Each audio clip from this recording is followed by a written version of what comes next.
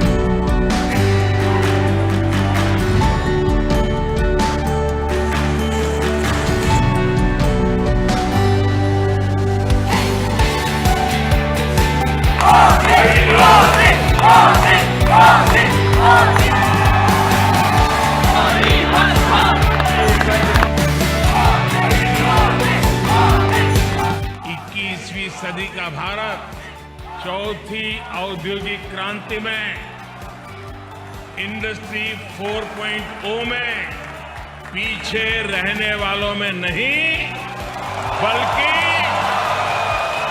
इस औद्योगिक क्रांति का नेतृत्व करने वालों में से एक है. भारत एक मजबूत सरकार के नेतृत्व में, एक स्थिर सरकार के नेतृत्व में, एक निर्णायक सरकार के नेतृत्व में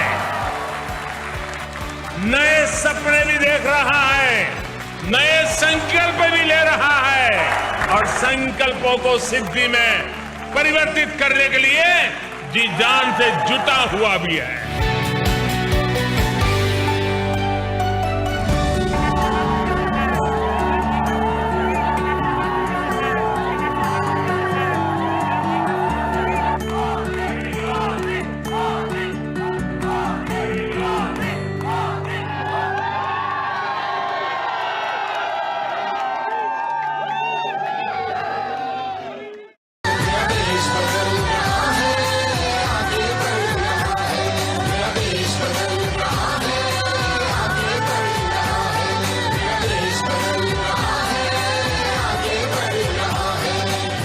आसमां में खिलकर सूरज निकल रहा है।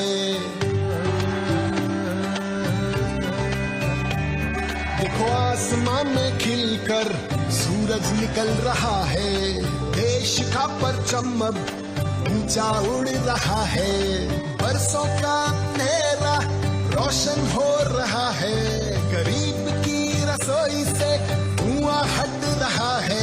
मेरा देश, मेरा देश, मेरा देश, मेरा देश बदल रहा है, आगे बढ़ रहा है, मेरा देश बदल रहा है, आगे।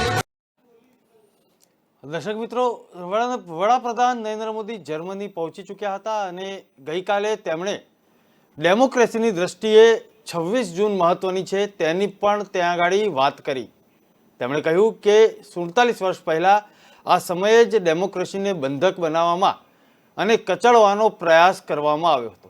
આ દિવસે ડેમોક્રેસી પર ઇમરજન્સી લગાડવામાં આવી હતી, એટલે કે ભારતમાં 47 વર્ષ પહેલાં જે ઇમરજન્સી લાગુ કરવામાં આવી હતી તે વાતનો તેમણે ઉલ્લેખ કર્યો હતો અને તેમણે કહ્યું કે લોકશાહીની જીત થઈ હતી. ભારતના લોકોએ લોકશાહીને કચડવાનો જવાબ લોકતાંત્રિક રીતે આપ્યો હતો. ભારત મધર ઓફ ડેમોક્રેસી છે. તેમણે વધુમાં કહ્યું કે આજે ભારતના દરેક ગામ ખુલ્લા શૌચમાંથી મુક્ત થયા છે. દરેક ગામમાં વીજળી છે, 99% લોકોની પાસે ક્લીન કુકિંગ માટે ગેસ છે, દરેક પરિવાર બેન્કિંગ સાથે જોડાયેલો છે, દરેક ગરીબ પરિવારને 5 લાખ રૂપિયાની સારવાર માટે સુવિધાઓ ઉપલબ્ધ થઈ રહી છે. ભારતમાં દરેક 10 દિવસમાં એક યુનિકોર્ન બની રહ્યું છે. દર મહિને એવરેજ 5000 પેટન્ટ ફાઇલ થઈ રહ્યા છે. આ લિસ્ટ ઘણું લાંબુ છે. હું બોલતો જઈશ તો તમારા ડિનરનો સમય થઈ જશે.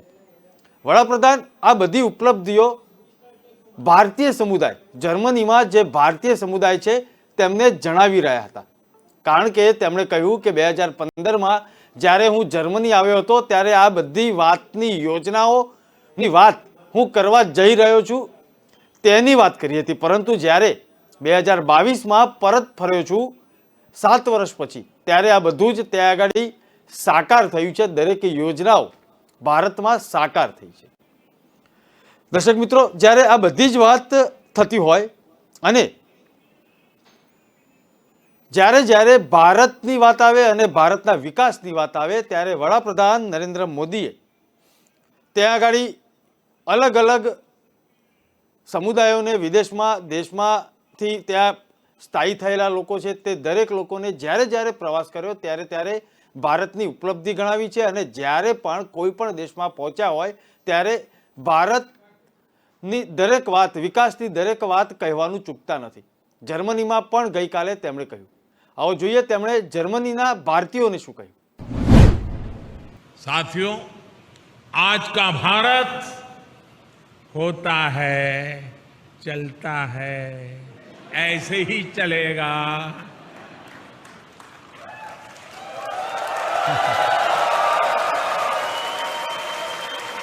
उस मानसिकता से बाहर निकल चुका है दोस्तों. आज का भारत की पहचान है करना ही है और समय पर करना है. इस संकल्प के साथ हिंदुस्तान चल रहा है. भारत अब तत्पर है, तैयार है, अधीर है. भारत अधीर है प्रगति के लिए, विकास के लिए.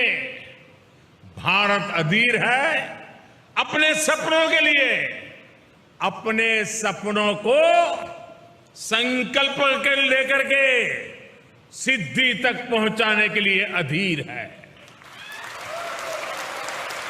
भारत आज अपने सामर्थ्य में भरोसा करता है, अपने आप में भरोसा करता है. इसलिए आज हम पुराने रिकॉर्ड तोड़ रहे हैं और नए लक्ष्य हासिल कर रहे हैं. आप किसी भी क्षेत्र में देखिए, मैं उदाहरण देता हूं आपको. भारत ने 2016 में तय किया था कि 2030 तक हमारी कुल बिजली उत्पादन क्षमता का 40% नॉन फॉसिल फ्यूल से होगा। अभी 2030 से हम 8 साल दूर हैं, लेकिन भारत ये लक्ष्य हासिल कर चुका है। हमने पेट्रोल में 10% एथेनॉल ब्लेंडिंग का टारगेट रखा था। ये लक्ष्य भी देश ने डेडलाइन से 5 महीने पहले ही हासिल कर लिया।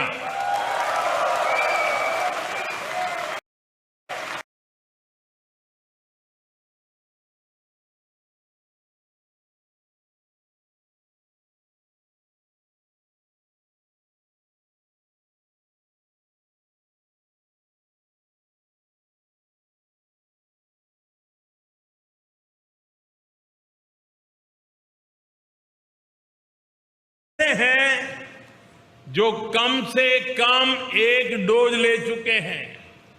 ये वही भारत है जिसके बारे में कुछ लोग कह रहे थे कि 1.25 अरब आबादी को वैक्सीन लगाने में 10-15 साल लग जाएंगे।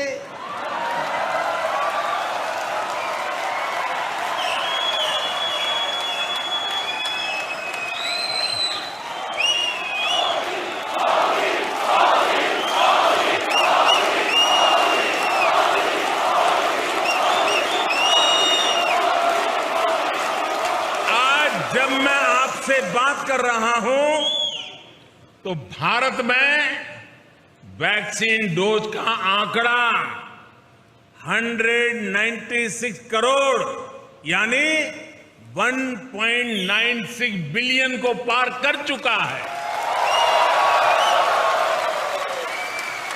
मेड इन इंडिया वैक्सीन ने भारत के साथ ही दुनिया के करोड़ों लोगों की कोरोना से जान बचाई है।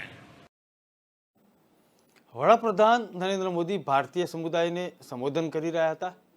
તેમણે કહ્યું કે કોઈ દેશ જ્યારે યોગ્ય સમયે નિર્ણય કરે તો ઝડપથી તેનો વિકાસ થાય છે।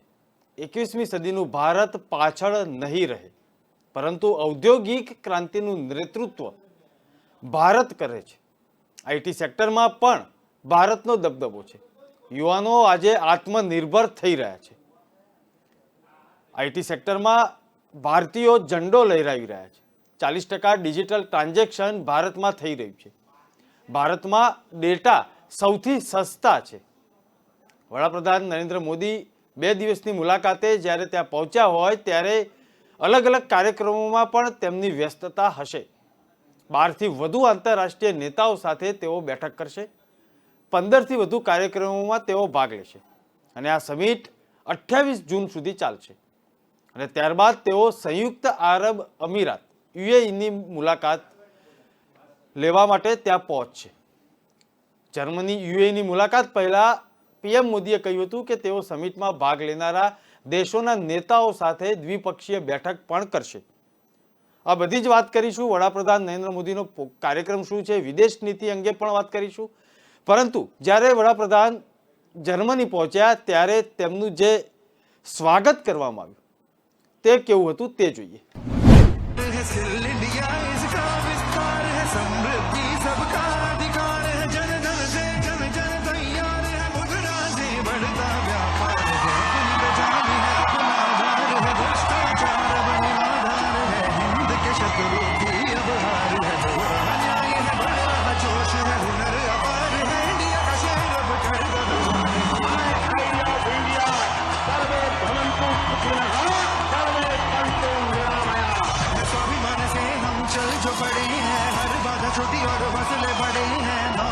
इंडिया का संकल्प है, रुकना थमना अब न विकल्प है। जो ठाती अब दिखता अल्प है, कल्प वृक्ष ये बढ़ रहा है। ऐसे सागर चांद को देख बड़ी जैसे दुनिया के लक्ष्य में उभर रहा है। बदला आंखों से जो दिखता है, जन जन का मनोबल बड़ा है। स्टार्टअप इंडिया की लहर चली है, सूरज से ऊर्जा निकली है। रोशन करती स्वच्छ है देश और नीयत साफ है, गाँव शहर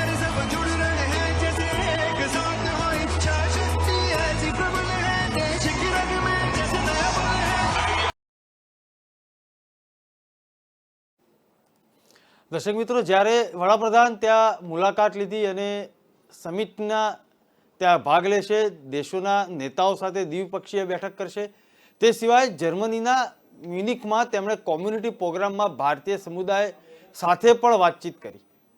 અને અત્યારે હાલ જે દ્રશ્યો આપણે જોઈ રહ્યા હતા તે ત્યાંના જ હતા. ત્યાં આગળ તેમણે ભારતીય સમુદાયને અલગ અલગ રીતે વાત કરી. દરેક ભારતીયની વિકાસ યાત્રા વણથંભી છે તે વાત કરી. આ બધી જ વાત કરી ત્યારે જે દ્રશ્યો સર્જાયા હતા તે પણ જોવા જેવા હતા. દર્શક મિત્રો, જ્યારે વડાપ્રધાન નરેન્દ્ર મોદી ભાષણ શરૂ કરે તે પહેલાં રાષ્ટ્રગીત ત્યાં આગળ રાષ્ટ્રગાન થયું અને ત્યાર પછી ભાષણ દરમિયાન તેમણે કહ્યું, કેમ છો બધા, મજામાં છો? અને આ બોલ્યા ત્યારે સમગ્ર વાતાવરણમાં મોદીના નારા ગુંજવા લાગ્યા. જર્મનીની અંદર જે દ્રશ્યો જે છે તે જોવાલાયક હતા. આવો જોઈએ તેના કેટલાક દ્રશ્યો જે ભારતીયો તે દ્રશ્યો જોઈને ગર્વ અનુભવે છે.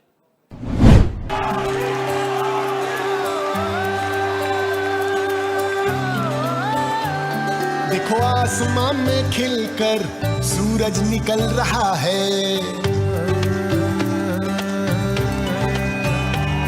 देखो आसमां में खिलकर सूरज निकल रहा है, देश का परचम अब ऊंचा उड़ रहा है, बरसों का अंधेरा रोशन हो रहा है, गरीब की रसोई से धुआं हट रहा है.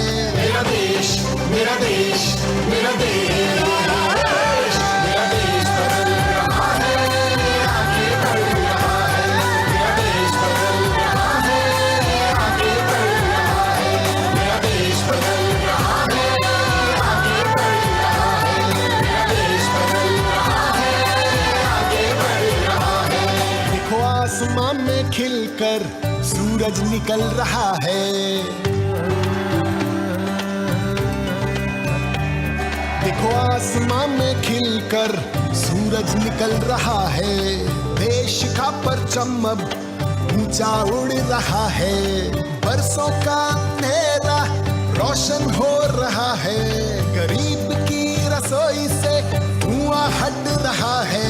मेरा देश, मेरा देश, मेरा देश, मेरा देश बदल रहा है, आगे बढ़ रहा है, मेरा देश बदल रहा है, आगे बढ़ रहा है, मेरा देश बदल रहा है, आगे बढ़ रहा है, मेरा देश बदल रहा है, आगे बढ़ रहा है. देखो आसमां में खिलकर सूरज निकल रहा है,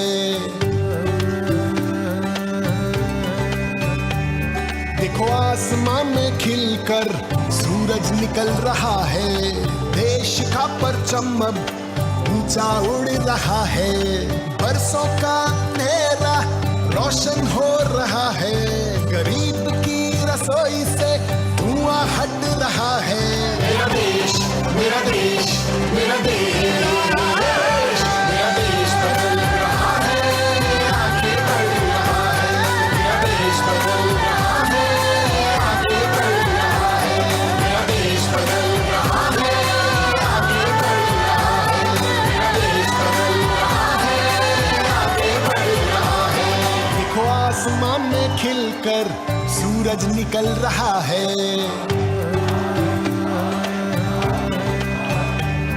देखो आसमां में खिलकर सूरज निकल रहा है, देश का परचम अब ऊंचा उड़ रहा है, बरसों का अंधेरा रोशन हो रहा है, गरीब की रसोई से धुआं हट रहा है.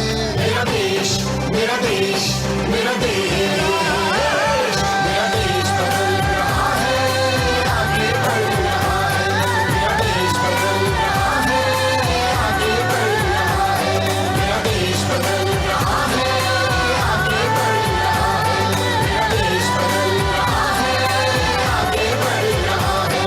देखो आसमां में खिलकर सूरज निकल रहा है,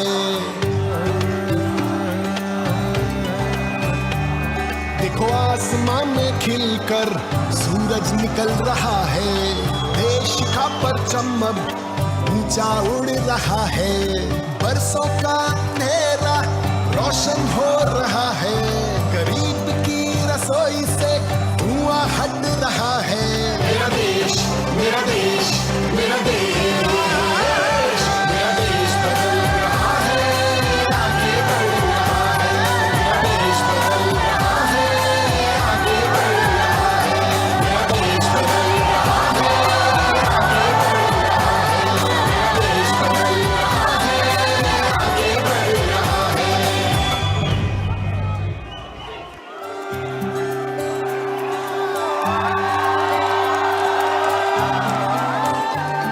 देखो आसमां में खिलकर सूरज निकल रहा है,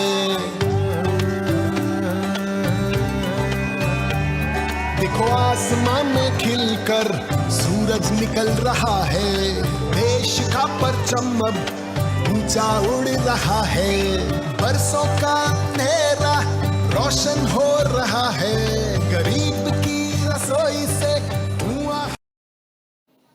વડાપ્રધાન નરેન્દ્ર મોદી તેમની સરકારના 8 વર્ષ પૂર્ણ કરી ચૂક્યા છે, ત્યારે વિદેશ નીતિની પણ અલગ અલગ જગ્યાએથી સમીક્ષા કરવામાં આવી રહી છે।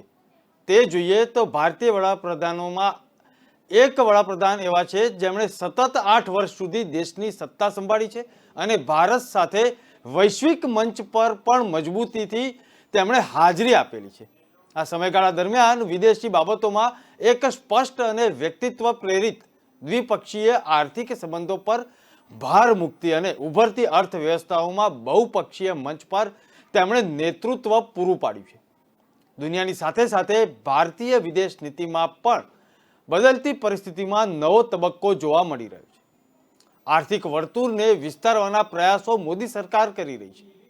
વર્ષ 2014 એટલે કે પીએમ મોદીએ સત્તા સંભાળવાની સાથે જ ભારતે આંતરરાષ્ટ્રીય મુદ્દાઓ પર પોતાના માટે સ્થાન બનાવવાનું શરૂ કર્યું। 2000ના દાયકાની શરૂઆતમાં ચીને આવી જ કવાયત શરૂ કરી હતી। ભારતે તેના આર્થિક વર્તુળને વિસ્તારવાનો પ્રયાસ કર્યો, જ્યાં વૈશ્વિક રાજકારણમાં ઝડપી વૃદ્ધિ માટે સૌથી વધારે ચર્ચા થઈ રહી હતી। ભારતીય સમુદાયને તેમણે ભારતની અલગ અલગ વાતો કરી અને દુનિયાને ભારતના વિકાસની વાતો કહેવાનું પણ તેઓ જર્મનીની જમીનથી ચૂક્યા નથી। आओ જોઈએ વડાપ્રધાન નરેન્દ્ર મોદીએ શું કહ્યું। साथियों, मुझे याद है कि साल 2015 में जब मैं जर्मनी आया था तो स्टार्टअप इंडिया अभियान एक आइडिया के स्तर पर था, शब्द कान पे पड़ते थे।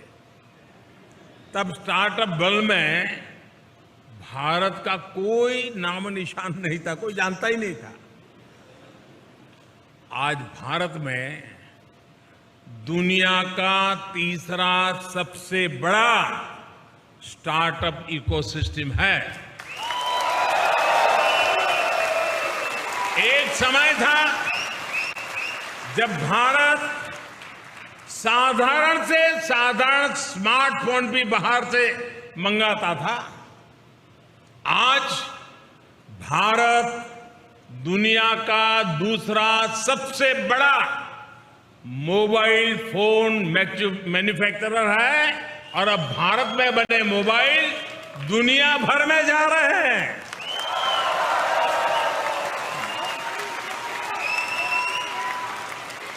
7-8 साल पहले जब मैं आप जैसे साथियों से चर्चा करता था तो हमारी बायोटेक इकोनॉमी $10 बिलियन यानी 75,000 करोड़ रुपए की हुआ करती थी। आज ये 8 गुना अधिक बढ़कर $80 बिलियन यानी 6 लाख करोड़ रुपए को पार कर चुकी है। साथियों,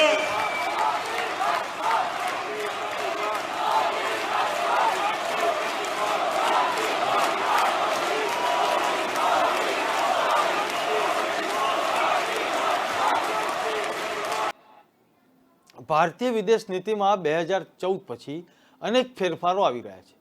પરંતુ આવો માહોલ તદ્દન અલગ હતો. સ્વતંત્રતા પછી 4 દાયકાઓ સુધી ભારત બિન જોડાણના સિદ્ધાંતોને વળગી રહ્યું હતું અને શીત યુદ્ધની દોડનો ભાગ અથવા તો પ્યાદા બનવાનો ઇનકાર હવે થઈ રહ્યો હતો. આ પછી ભારતે સોવિયત સંઘ સાથે સૈન્ય સંબંધો જાળવી રાખવામાં સફળતા મળી. 1990 પછીનો સમય ખૂબ જ પરિવર્તનશીલ હતો.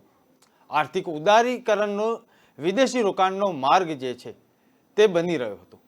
સાથે સાથે જે આર્થિક રોકાણની વાત કરીએ તો મોદી સરકાર બની ત્યાં સુધીમાં ભારત અને અમેરિકામાં પણ આર્થિક રીતે બંને દેશો નજીક આવી ગયા હતા. પરંતુ આ પછી પણ મોદી સરકારે પોતાનો રસ્તો બનાવવાનો પ્રયાસ કર્યો. આજે અમેરિકાની આગેવાની હેઠળ ક્વાડ દેશોના સભ્ય બન્યા પછી પણ ભારત પોતાની સ્વતંત્ર વિદેશી નીતિ સ્થાપિત કરવાનો પ્રયાસ કરતું રહે છે. તાજેતરના ક્વાડ સંમેલનમાં ભારતે રશિયન યુક્રેન યુદ્ધના મુદ્દાઓ સામે આવવા દીધા ન હતા અને આ સમગ્ર સંમેલન દરમિયાન રશિયાનું નામ પણ લેવામાં આવ્યું ન હતું. ભારતે અમેરિકા, બ્રિટન, યુરોપિયન યુનિયન સાથે દ્વિપક્ષીય સંબંધો બનાવવાના પ્રયાસો કર્યા છે.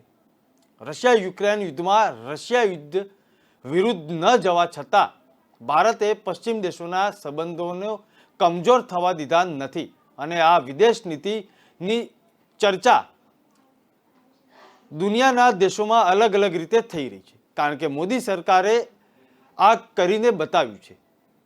દબાણ બનાવવાની નીતિ પણ મોદી સરકારના કાર્યકાળ દરમિયાન થયેલી છે, તેની પણ ચર્ચા કરીશું. પરંતુ જર્મનીની જે આ તેમની વિઝિટ છે ત્યાં આગળ ભારતીય સમુદાયને તેઓ સંબોધન કરી રહ્યા હતા ત્યારે ભારતની અલગ અલગ વિકાસની ગાથા ભારતીયોને જણાવી રહ્યા હતા અને તે સ્થળેથી દુનિયાના દેશોને પણ જણાવી રહ્યા હતા. આવો જોઈએ વધુમાં તેમણે શું કહ્યું. साथियों, आज का दिन एक और वजह से भी जाना जाता है. आज 26 जून है. जो डेमोक्रेसी हमारा गौरव है, जो डेमोक्रेसी हर भारतीय के डीएनए में है, आज से 47 साल पहले इसी समय उस डेमोक्रेसी को बंधक बनाने, डेमोक्रेसी को कुचलने का प्रयास किया गया था. आपातकाल का कालखंड, इमरजेंसी भारत के वाइब्रेंट डेमोक्रेटिक इतिहास में एक काले धब्बे की तरह है. लेकिन इस काले धब्बे पर सदियों से चली आ रही लोकतांत्रिक परंपराओं की श्रेष्ठता भी पूरी शक्ति के साथ विजयी हुई. लोकतांत्रिक परंपराएं इन हरकतों के लिए भारी पड़ी है. भारत के लोगों ने लोकतंत्र को कुचलने की सारी साजिशों का जवाब लोकतांत्रिक तरीके से ही दिया. हम भारतीय कहीं भी रहे अपनी डेमोक्रेसी पर गर्व करते हैं.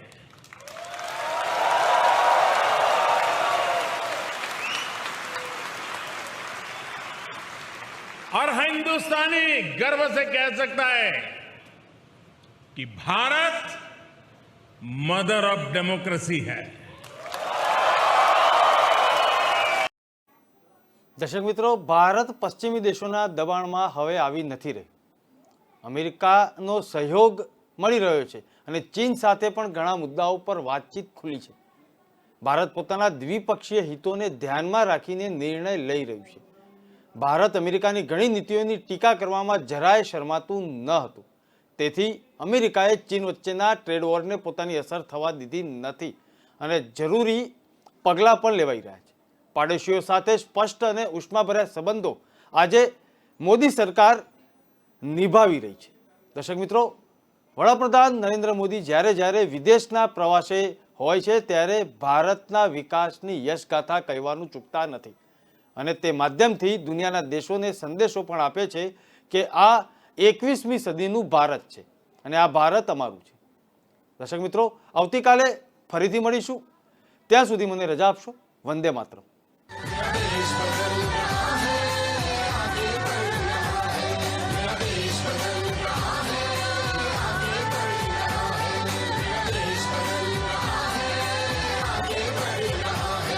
देखो आसमां में खिलकर सूरज निकल रहा है.